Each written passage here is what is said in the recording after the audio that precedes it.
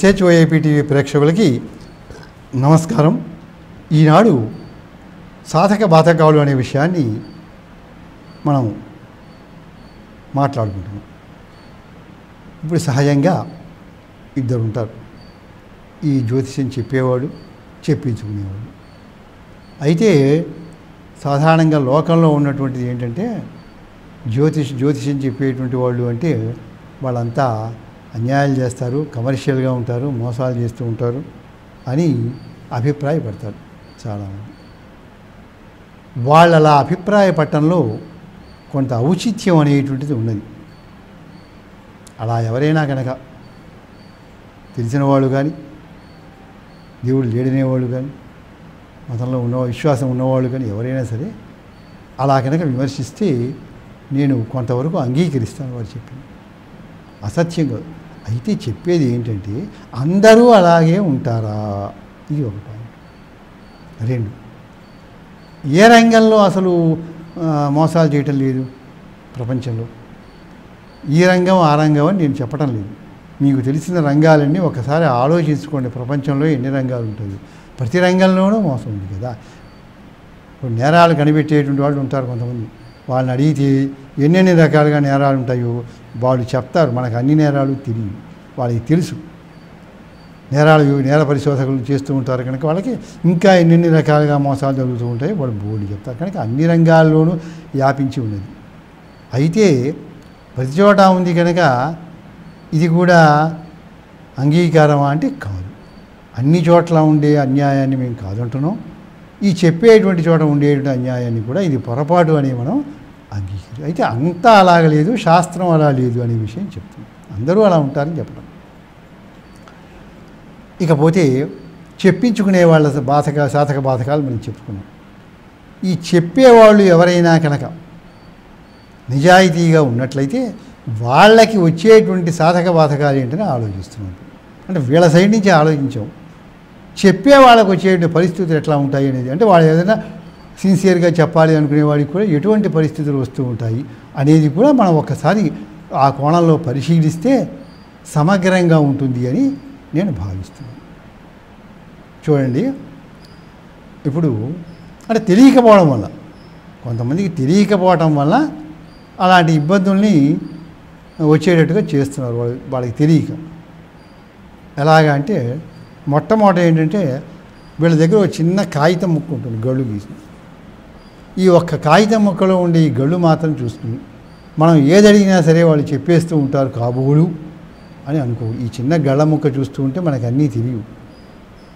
దీంట్లో బోల్డ్ అనే లెక్కలు ఉంటాయి, అనేక చక్రాలు ఉంటాయి.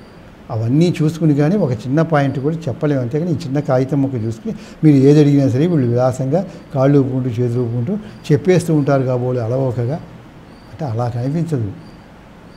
పాత సినిమాలో మాంత్రికుడికి చుక్కాల్లోంచి చూస్తే కనిపిస్తాడు, రాజకుమారుడు కోట కూడా ఎక్కుతూ ఉంటాడు అన్నమాట చుక్కాలను చూసేసరికి.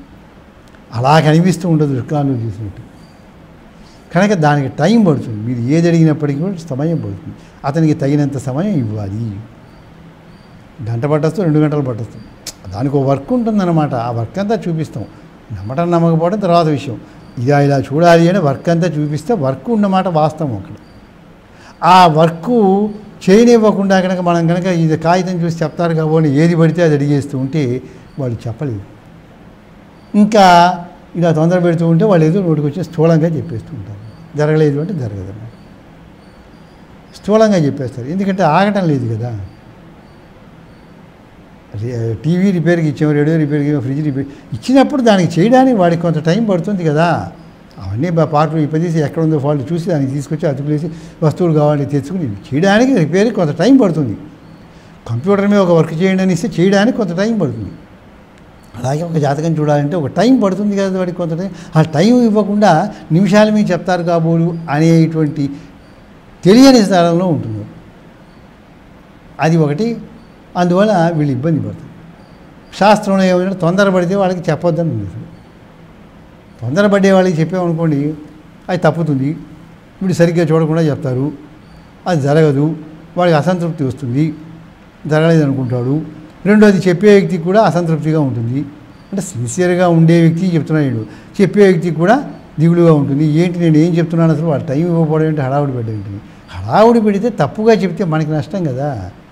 టెస్ట్ చేస్తున్నప్పుడు టెస్ట్ చేయనివ్వకుండా హడావుడి పెడితే గబక్కన టెస్ట్ చేస్తే ఆ రిపోర్ట్ తప్పైతే దాని ప్రకారం చికిత్స చేసుకుంటూ పోతే నష్టపోయేది ఎవరు?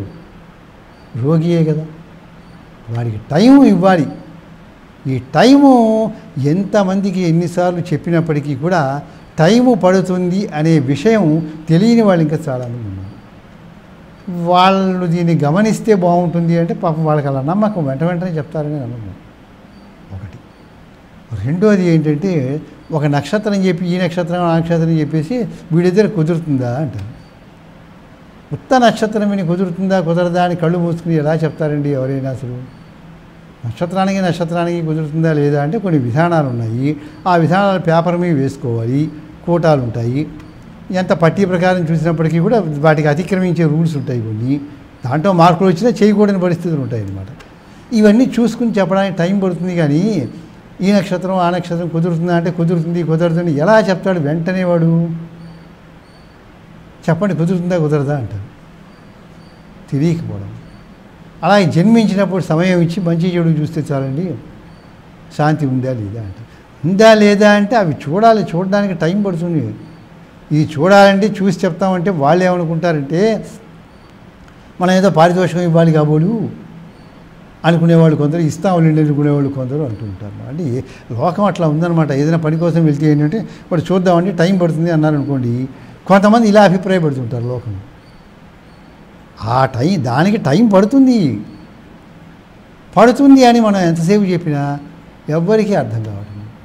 కనుక మీ అందరు చెప్పండి, అర్థం చేసుకుని ఇలా టైం పడుతుంది నాయన దానికి. తర్వాత మనం ఒకళ్ళమే కాదు అడిగేది, అనేక మంది అడుగుతూ ఉంటారు కదా అనేక విషయాల గురించి. వాళ్ళందరికీ చెప్తూ ఉండాలి అంటే టైం తీసుకోకుండా ఎట్లా చెప్తాడు అసలు? ఆయన ఇచ్చిన టైం ప్రకారం ఆగి మనం తెలుసుకోవాలి. 2 రోజులకు 3 రోజులు ఎప్పుడంటే అప్పుడు వెళ్ళి తెలుసుకోవాలన్నమాట. అది తెలుసుకోకపోవడం వలన చెప్పే వాళ్ళకి వచ్చే ఇబ్బందులు, మనం ఇప్పుడు ఏంటంటే చెప్పించుకునే వాళ్ళ విషయం ఇందాక చెప్పాం, చెప్పే వాళ్ళకి వచ్చే ఇబ్బందులు. తర్వాత ఇంకా ఏమొస్తూ ఉంటుందంటే ఇక్కడ ఇబ్బంది, ఫలానా ఏదో విశ్వాసం ఉంటే రావాలండి, లేకపోతే రాకూడదు. నాకు విశ్వాసం లేదు, మంచిది. విశ్వాసం ఉంది, వచ్చావు, ఆయన చెప్పాడు, ఆయనతో వచ్చింది ఆయన చెప్పాడు, విశ్వసించి బాగా నమ్మకం అక్కర్లా. జరిగితే జరిగిందనుకో, లేకపోతే జరగలేదనుకో. ఆయన చెప్పిన ఫలితాలు నమ్ముకోమని చెప్పడంలా, పరీక్షించు, జరిగితే జరిగిందనుకో యథార్థంగా మనస్సుకి, జరగలేదు ఇవేమీ జరగలేదండి తప్పు లేదంటూ. అంతేగాని విశ్వాసం లేకపోతే అడగకూడదు. కొంతమంది కాలక్షేపానికి వచ్చి విశ్వాసం లేకుండా అడుగుతారు. అంటే ఆయన చాకరీ చేసుకుని చెప్తూ ఉంటాడు, ఈయనేమో అలవోక ఊని అడుగుతూ ఉంటాడు అనమాట. ఆహా అని వినేస్తాడు. ఆయనకి విశ్వాసం లేదు, ఏం లేదు. మరి ఎందుకు అడిగావు? అప్పుడు అతని టైం అంతా వేస్ట్ కదా. కనుక ఇంకా కొంతమంది వెయ్యండి అని ఇస్తారు. సరే ఇచ్చి ఏం చేస్తారంటే వస్తామండి అంటే 2 రోజులు 4 రోజులు రమ్మని చెప్తే సరే అండి వస్తారు. ఇక ఎంతకాలానికి రారు. ఈ వేసిన కాగితాలన్నీ ఏం చేయాలి? చూసి నెలలు చూసినా వాళ్ళు రారు. ఎప్పుడో కనిపించినప్పుడు ఏమండి ఇట్లా అడిగారు కదా వస్తారా అంటే మీరేం ఇవ్వక్కర్లా, వచ్చి తీసుకుపోండి కాగితాలు ఉన్నాయి కదా అంటే అప్పుడు ఆలోచించుకుని కాలసిపడి నిజమేనండి వస్తామన్నా కరెక్టే అంటారు. వాడికి ఏ గుర్తు కూడా లేకుండా కాగితం వేయమని చెప్పడం ఏంటి? వీళ్ళు వేసుకున్న తర్వాత ఎంతకీ రారేంటి? రాలేదు, 4 నెలలు అయింది, ఏం చేయాలి ఈ కాగితాలు? ఆ టైం వేస్ట్ కదా. ప్రతి మానవుడికి ఇవాళ ఏంటంటే అనేకమైన పనులు ఉంటాయి, ఒత్తిళ్ళు ఉంటాయి, సమస్యలు ఉంటాయి. ఒత్తిళ్ళు ఉంటాయి, సమస్యలు ఉంటాయి, పనులు ఉంటాయి. వాటి మధ్యలో అడిగారు కదా అని ఆయన చేసేవాడికి మళ్ళీ మనం అసలు రాలేదనుకోండి ఎంతకాలానికి వాడికి ఆ టైం వేస్ట్. చివరికి చూసి 4 నెలలు చూసి చించేవారు పడేస్తారు కాగితం. అంటే ఇవన్నీ పెట్టు కూర్చోవాలి అంటే కుదరదు కదా. ఆ మర్నాడు 2 రోజులకు కనిపించి అయిందా అని అడుగుతారు. కాలేదు అంటే ఇంతకాలం అయినా కాలేదా అనుకుంటారు. అయిందండి, ఎదురు చూసి చించేసాము అన్నాం అనుకోండి, ఈసారి వస్తానులేండి మళ్ళీ వేయండి అంటారు. అని నవ్వుతూ వెళ్తాం. మళ్ళీ వేయొద్దు, అదంతా అది సమాజం చెప్పినట్టుగా చేసిన పని మళ్ళీ చేసుకుంటారు. అది ఆయనకి రిస్క్ అనమాట. అట్లా పుట్టినప్పుడు శాంతి ఏమన్నా ఉందా అంటే వాడికి టైం ఇవ్వాలి. ఊనే నక్షత్రం చూసి శాంతి ఉంది, శాంతి లేదు, ఉంది శాంతి లేదు. ఇలా ఒక ముక్క చిట్కాలాగా చెప్పేటువంటి విషయం కాదు. అనేక విధానాలు ఉంటాయి పుట్టిన సమయాన్ని బట్టి. అది చూసుకుని జాగ్రత్తగా అన్నీ తిరగేసుకుని అవును ఉంది లేదు అని చెప్తే ఏదైనా బాగుంటుంది అన్నమాట. కనుక ఇక కొంతమంది ముహూర్తాలు పెట్టమని అడిగి వాళ్ళు ఏం చేస్తారంటే మా నక్షత్రాల ప్రకారం పెట్టండి. ఎవరికి ఏ నక్షత్రాల ప్రకారం చూడాలో ఆయన చూసుకుంటాడు. ఆయన అడిగిన దానికి సమాధానం చెప్తే చాలు. గృహప్రవేశము ఎవరి నక్షత్రాలు కావాలో అడుగుతాడు, శంకుస్థాపన ఎవరిది కావాలో అడుగుతాడు, వివాహాలు ఏం కావాలో అడుగుతాడు. ఆయన అడిగింది మనం చెప్తే చాలు. వీళ్ళలా కాకుండా ఉదాహరణకి వివాహానికి వచ్చారనుకోండి, ఒక కార్యక్రమం వచ్చారనుకోండి, గృహప్రవేశానికి మొత్తం ఇంట్లో ఎంతమంది ఉంటారో అంతమంది నక్షత్రాలు ఇచ్చేసి మీరు పెట్టండి అంటారు. అంతమంది నక్షత్రాలు చూసి పెట్టరు. 50 మంది ఉన్నారు వాళ్ళ బంధువులు, ఇంకా బంధువులు తెలిసిన వాళ్ళు ఇంట్లో ఎంతమంది ఉంటారో ఈ గృహప్రవేశ మహోత్సవానికి వచ్చేవాళ్ళు వాళ్ళందరి నక్షత్రాలు చెప్పేసి వీళ్ళందరికీ సరిపోయేట్టు పెట్టండి అంటే అందరికీ సరిపోయేట్టు పెట్టడం సాధ్యం కాదు. అలాగే వీళ్ళందరి జన్మ నక్షత్రాలను బట్టి వీళ్ళందరి నామ నక్షత్రాలను బట్టి కూడా ప్రతి మనిషికి 2 రకాలుగా ఈ 100 మందికి చూసి పెట్టండి అంటారు. అది తెలియకపోవడం వల్ల అనుకునే విషయం తప్ప అంతమందివి అన్ని నక్షత్రాలు చూసి పెడితే కుదరదు. ఇది కూడా అసలు అట్లా పెట్టే విధానం లేదన్నమాట. మనం అది ఒకటి గమనించాల్సిన విషయం ఉంటుందన్నమాట. తర్వాత ఈ శాంతి విధానాలు కూడా అవసరమైతే చెప్తారు, లేకపోతే చెప్పలేదు. కొంతమంది కష్టాలు ఉన్నప్పుడు ఇలా ఇలా ఉంటుందండి అంటారు. ఏమైనా రెమెడీ ఉంటుందా అంటే ఉంటే శాస్త్రంలో ఇట్లా ఉందండి అని చెప్తారు. నమ్మితే నమ్ము, లేకపోతే లేదు, చేస్తే చేసుకో, లేకపోతే లేదు. ఆయన అడిగేవి చెప్పాడు ఆయన, అంతే. అది నిర్ణయం నీ ఇష్టం, సమస్య లేదు. అలా కాకుండా అక్కడ ఏమీ అవసరం లేదండి, సమస్య ఇంతకాలానికి తగ్గుతుంది అంటారు. అయినప్పటికీ వీళ్ళు ఏంటంటే కాదులేండి ఏదో ఒకటి శాంతి చెప్పండి, ఏదో ఒకటి చెప్పండి, ఏదో ఒకటి చెప్పండి అంటే మనం చేసుకుంటూ ఉండాలి అనే మనస్తత్వం ఉంటుంది వాళ్ళకి. ఏదో ఒకటి చేస్తూ ఉండదు. అక్కర్లేదు అని చెప్తూ ఉంటే నేను చేసుకుంటాను అంటే చాదస్తం అవుతుంది కదా. అసలే వాళ్ళు అక్కర్లేని చెప్పి చేయిస్తూ ఉంటారు అని ఒక ప్రవాదం ఉన్నది కొంతమంది, అందరూ కాదు. అటువంటి పరిస్థితుల్లో ఆయన అక్కర్లేదు మొర్రో అని చెప్తూ ఉంటే అయినా చెప్పండి చేస్తాం, అయినా చెప్పండి చేస్తామని వాళ్ళు వదలకుండా చెప్పండి చెప్పండి చెప్పండి అంటే అది వాళ్ళ అమాయకత్వమే తప్ప ఇంకోటి కాదు. అలా లేదన్నప్పుడు ఇంకో వదులుచుకుని రావాలి, కానీ ఇంకేంటి లేదంటున్నాడుగా.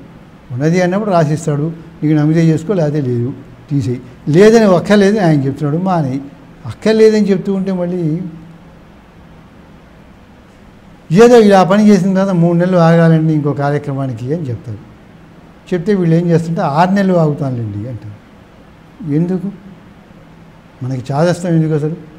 3 నెలలు ఆగితే ఆగండి అన్నాడు. నమ్మిన వాడు 3 నెలలు ఆగుతాడు, లేకపోతే ఆ వెంటనే చేసుకో. అక్కడికి అయిపోయింది ఆ టాపిక్. ఆయనే 3 నెలలు అని చెప్పి మేము 6 నెలలు ఆగుతాం, సంవత్సరం ఆగుతామని మనం అంటే నెత్తికి ఇదంతా ఎక్కించుకోవడం, బరువు అంతా నెత్తి మీదకి ఎక్కించుకోవడం. అందువల్ల ఏమవుతుంది, మన జీవన విధానం కష్టంగా ఉంటుంది. ఒక మహానగరంలో మనం బాగా ట్రాఫిక్ ఉండేటువంటి ఏరియాలు నడుచుకుంటూ వెళ్ళాలంటే రిక్షాలు, ఆటోలు, బస్సులు, కార్లు, నడిచి వెళ్ళేవాళ్ళు, హార్న్స్ బాగా టైట్గా ఉంటుంది అనమాట. వాహనాలు ఆగిపోయి అంత ఇదిగా ఉంటుంది. అలాంటి రద్దీ సమయంలో మనం ఇక్కడి నుంచి అక్కడికి వెళ్ళాలంటే ఇవన్నీ తప్పుకుంటూ వెళ్ళాలి కదా. అవన్నీ దాటుకుంటూ క్లియర్ అయిపోయిన తర్వాత నేగ్గా పక్కే దాటుకుంటూ వెళ్ళాలి మహానగరంలో. ఇవన్నీ అట్లాగా మనం లేనిపోనివన్నీ పెట్టి కూర్చున్నట్లయితే దీని నుంచి మనం ఎప్పుడు బయటపడతాం అసలు? అంటే మనకి మనమే ఇంపోజ్ చేసుకుంటున్నాం. ఆయన చెప్తే చేసాడు అనేది అది వేరే విషయం. అసలు లేకపోయినా మనం నెత్తి మీద ఇంపోజ్ చేసుకుంటున్నాంగా.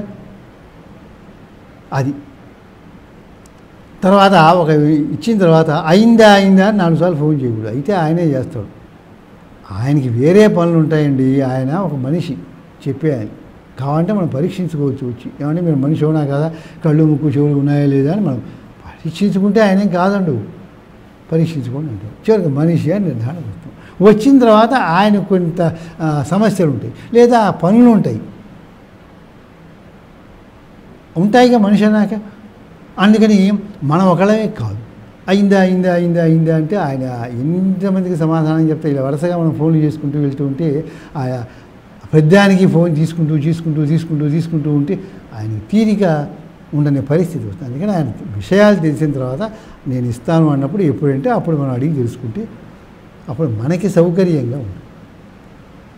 ఇంకా ఏంటంటే ఇంత ఆదాయము ఇంత వ్యయం, ఈ మాట చెప్పాను ఒకసారి, ఇంకోసారి గుర్తు చేస్తున్న సందర్భానుసారంగా ఈ పంచాంగంలో ఇంత ఆదాయం ఇంత వ్యయం. ఇక ఆ ఒక్క మాట తీసుకుని కంగారు పడిపోతున్నారు చాలామంది. ఎన్నోసార్లు చెప్పా, ఏదో ఈ సంవత్సరంలో ఇంత ఆదాయం ఇంత వ్యయం రాసేవాళ్ళకి అంటాడయా, అదంత ముఖ్యమైన విషయం కాదు, అది స్థూలంగా చెప్పినటువంటిది. అవి తేలా అంటే మిగతా విషయాలు కూడా పరిశీలించాలి, ఆ ఒక్క మాట విని కంగారు పడవద్దు అని మనం చెప్పి చక్కగా ఎడ్యుకేట్ చేయడానికి ప్రయత్నం చేస్తాం. వాళ్ళు ఎడ్యుకేట్ కాదు. వాళ్ళకి మంచి చెప్తాము అంటే వాళ్ళు గ్రహిస్తే తప్ప మేము వినము అన్నారనుకోండి, అప్పుడు మనం ఏం చేయలేము కదా. సైకాలజిస్టులు కూడా ఏం చేస్తారంటే అన్నీ విని ఇలా ఇలా ఉండాలి అనే పరిస్థితులు అని మనకు కొంత బోధిస్తారు, ఎవరికైనా మనందరికీ. వాళ్ళు చెప్పిన సూచనలు గ్రహించి మనం అట్లా మార్చుకుంటే మనకి పరిస్థితులు బాగుపడితే ధైర్యాలు వస్తాయి. ఆయన చెప్పింది అసలు నేను ఒప్పుకోను అని చెప్పి నెగిటివిజం అన్నావు అనుకోండి, నువ్వు చెప్పింది వీడి అసలు నేను విన్నాను అన్నావు అనుకోండి, ఆయన ఏం చేయలేడు కదా, ఆయన కూడా ఏమీ చేయలేడు అనమాట. కనుక ఆదాయ వ్యయాలు ఇలాంటి రాశి ఫలితాలు వాటిలో వచ్చినవి చాలా స్థూలము తప్ప నిజము కాదు. మాట వలస కన్నాడు, దీంతో పాటు కలుపుకోవాల్సినవి ఇంకా చాలా ఉంటాయి. ఇది ఒక్కటే కాదు, ఓ తేనె తాగనే ఆరోగ్యం కలుగుతుంది, ఆ ఒక్క ముక్క పట్టు కూర్చుని తేనె తాగే ఆరోగ్యం కలుగు, తేనె తాగే ఆరోగ్యం కలగదు అంటే తేనె తాగితే మంచిదే, అది ఒక్కటే కాదు, ఇంకా మందులు ఇంకా రకరకాల కార్యక్రమాలు ఉంటాయి అన్నమాట అలాంటివి. అందుకని దాంట్లో ఆదాయ వ్యయాలు చూసి మనం కంగారు పడకూడదు. ముహూర్తాల విషయంలో కూడా ఒకటి దగ్గరికి వెళ్ళిన తర్వాత ఒకటి చెప్పింది వినండి, లేదా ఇంకొక ఆయన అడగండి సలహా, అంతేగాని కనిపించిన ప్రతి వాళ్ళ దగ్గరికి 100 మందికి వెళ్తూ ఉంటాం అంటే మనమే చెడగొట్టుకుంటున్నాం. మరో విశ్వాసాలు పెంచుకుని చాదస్తాలు పెంచుకుని ఏం చేస్తున్నాం అంటే మనం కదలడానికి వీలు లేకుండా ఇంటి చుట్టూ పాత్రలు గిన్నెలు అన్నీ పెట్టేసుకుని టేబుళ్ళు అన్నీ పెట్టేసుకుని మధ్యలో కూర్చుని ఎలా తప్పించుకుని వెళ్ళాలా ఈ గదిలోంచి అని మనమే అటు ఇటు కంగారు పడుతున్నాం అనమాట. ఎవరు పేర్చుకోమన్నాడు అవన్నీ? ఒకరిని అడిగావు ప్రామాణికుని, ఎప్పుడన్నా డౌట్ వస్తే ఇంకొక ఆయన అడిగి ఓకే నీకు తోచింది ఏదో ఆయన చెప్పిన ఏం చెప్పి అయితే అంతటితో తీయిపోవాలి. కిం పాండిత్యం వ్యవచ్ఛేద అన్నాడు. పాండిత్యం అంటే ఏంటంటే ఎక్కడికెక్కడ సమస్యని తేల్చుకోవాలి. ఇది ఇంతే, ఇలా చేద్దాం, తప్పు ఒప్పు, ఇప్పుడు తట్టింది ఇది, పరిస్థితులు ఇలా అనుకుంటున్నాం, సరే కానీ ఇలా చేసుకుపోదాం అని లౌకిక వ్యవహారాల్లో మనం ఏదో ఒక తెంపు చేసుకుని ముందుకు వెళ్ళాలి. ఇంకోటి ఏదైనా తెలిస్తే అప్పుడు మార్చుకుంటాం, అలా ముందుకు. కనుక ఇవి పాటించకపోతే వచ్చిన వాళ్ళకి వాళ్ళు ఏ టైం కంటే ఆ టైంకి రావాలి. వాళ్ళు ఉదయం అంటే సాయంత్రం వస్తారు, సాయంత్రం అంటే ఉదయం రావడం, వాళ్ళకు కొన్ని పద్ధతులు ఉంటాయన్నమాట. కొంతమంది ఉదయమే చెప్తారు, కొంతమంది సాయంత్రమే చెప్తారు, కొన్ని పద్ధతులు వాళ్ళకు ఉంటాయన్నమాట. అంటే దాని ప్రకారం చక్కగా చెప్పాలి, తెలిసిన మంచి ముక్కలు అనుకునే వాళ్ళకి ఈ పద్ధతులు ఉంటాయి. మనం అలా కాకుండా మా ఇష్టం వచ్చిన టైంలో మేము వస్తూ ఉంటాము అంటే ఒక వ్యక్తిని కలుసుకోవాలంటే ఫలానా పని అంటే ఎన్నింటి రమ్మంటే ఎన్నింటికంటే మనం అప్పటికి వెళ్తే ఆయన ఇతర పనులు పెట్టుకోకుండా ఉంటాడు, మన పని మీదే ఆయన దృష్టి ఉంటుంది, చక్కగా మైండ్లో ఇంకేం ఉండవు కదా, చక్కగా మన మాట విని మనకి ఏదో మంచి సలహా ఇస్తాడు. మనం ఆయన ఎప్పుడు హడావుల్లో ఉన్నప్పుడు వెళ్తుంటే ఆయన తోచిన సలహా ఆయన ఇస్తాడు ఆలోచించకుండా, మనకి మంచి జరగదు కదా. అందుకని వాళ్ళు చెప్పిన టైంకి రావాలి, తెలుసుకోవాలి. ఇది అడిగే వాళ్ళ సైడ్ నుంచి చెప్పే వాళ్ళకి వచ్చేటువంటి సాధక బాధకములు. చెప్పేవాళ్ళ ద్వారా కూడా వినేవాళ్ళకి ఏమొస్తాయో లోపల మనం చెప్పుకుందాం. ఇంకొక టాపిక్ తోటి ఇంకో రోజు కలుసుకుందాం. స్వస్తి.